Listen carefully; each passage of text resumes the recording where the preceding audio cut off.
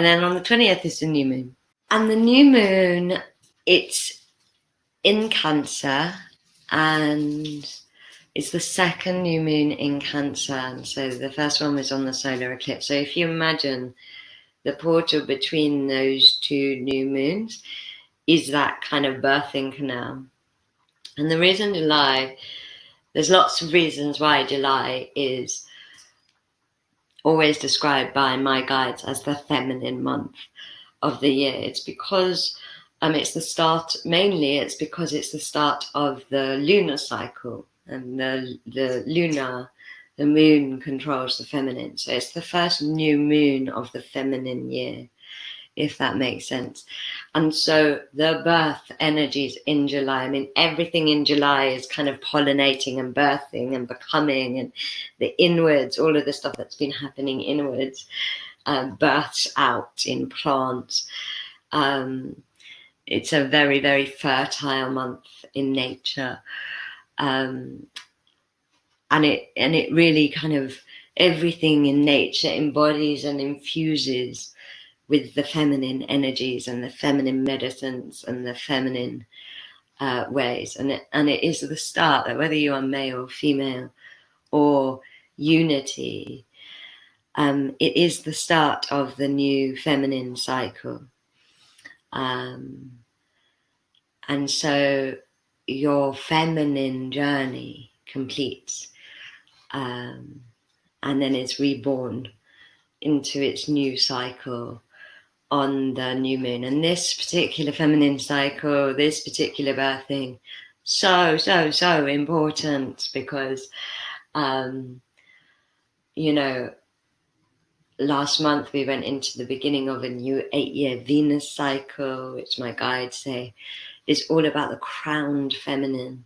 And so the new feminine is coming in. If you think of all of the kind of alignments of Chiron and so on, there's this real theme of the feminine and the return of the feminine ways. And we're really seeing and witnessing the purge of the shadow of the patriarchy at this time.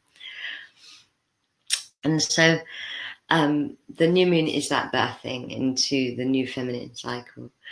And it brings a lot of fresh energy. Like I said, I really feel like, my guide said something to me recently. They said, after the storm, there is clarity. And it's like, I feel like towards the end of July, after we're through that birthing canal, we're really going to be feeling the love of the mother, the love of the goddesses, the love of Mother Earth, the clarity of what it has all been for, the new path, codes being nurtured within us. It's very much a time, especially because of the retrogrades, to be feeding our foundation, to learning how to be more at home with ourselves, more in tune with the cycles of nature, to learning how to arrive, a bit like you have this crazy birth process when a baby is born, and then there is that kind of quiet time. It's just the baby and the mother learning to respond to each other. And I almost feel like that's the way to make the most out of the energies this month.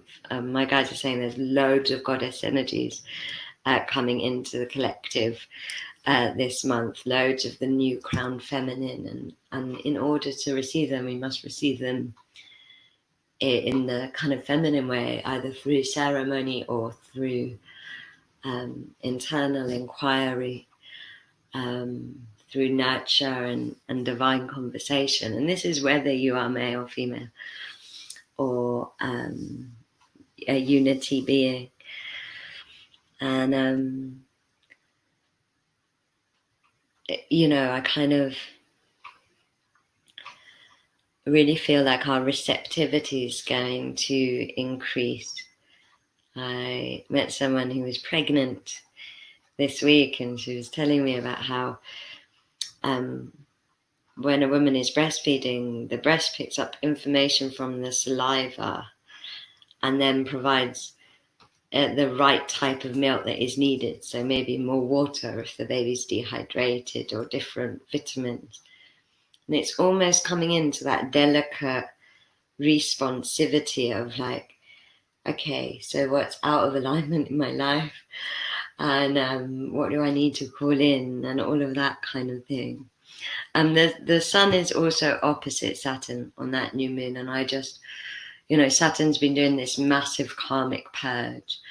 And I feel like the sun energy in July is really, really important, because it's connecting to that sovereign energy, that energy that one of the things my guides are saying about July is it's about learning to become consistent, so we don't get flung around so much. So we can be consistent in our thoughts, words, and actions, consistent in our truth. And that consistency is really streaming through the new moon if you open up and listen to it. That consistency. And the other thing is, the really good energy to connect to is innocence. My guides were talking today and they were saying that, the thing that realigns karma and turns it into dharma, which is basically the kind of energy, or the kind of high vibrational polarity energy of karma is dharma, which is that your path created you for it to fulfill itself. The thing that brings you back into alignment from your karma to your dharma is innocence.